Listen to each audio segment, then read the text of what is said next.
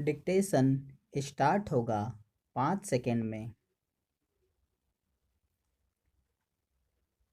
Ready, start.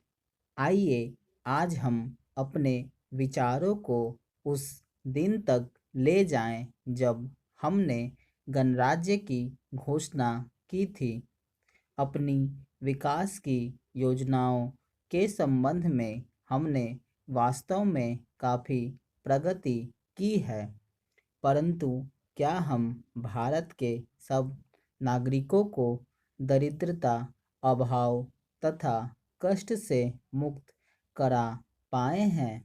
प्रकृति की शक्तियों को अपने अधीन करने और जनता के कल्याण के लिए उन्हें नियंत्रण में लाने की दिशा में भी हम आगे बढ़े हैं, किंतु हम यह नहीं भूल सकते कि कुछ महीने ही हुए हमें भारत के उत्तर पूर्वी प्रदेशों में भयानक बाढ़ का सामना करना पड़ा था, जिसके कारण यातायात के साधन छिन्न भिन्न हो गए और वहाँ की जनता को भारी हानि उठानी पड़ी।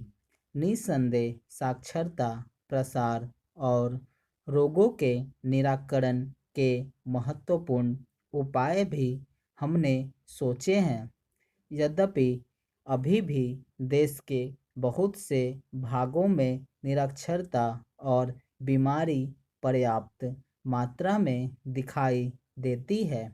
जन कल्याण की योजनाओं को हम बराबर आगे बढ़ाते रहेंगे, यह हमारा दृढ़ संकल्प है, इसमें संदेह नहीं किया जा सकता।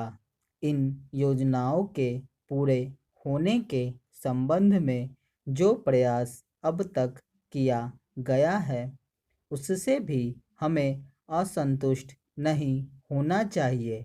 फिर भी जो कुछ अब तक किया जा सका है, यदि वह बहुत चमत्कारी नहीं दिखता तो उसका कारण यह है कि अभी निर्माण कार्य जारी है और समाप्त नहीं हुआ है।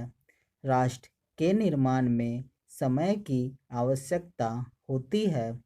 आज हमारा गणराज्य दिवस है और भारत जैसे प्राचीन राष्ट्र के इतिहास में 5-7 वर्ष की अवधि एक स्वल्पकाल है। आइए हम विगत वर्ष की घटनाओं पर नज़र डालें और यह देखें कि विकास के कार्यों और निर्माण योजनाओं की दिशा में हम कहाँ तक आगे बढ़ सके हैं।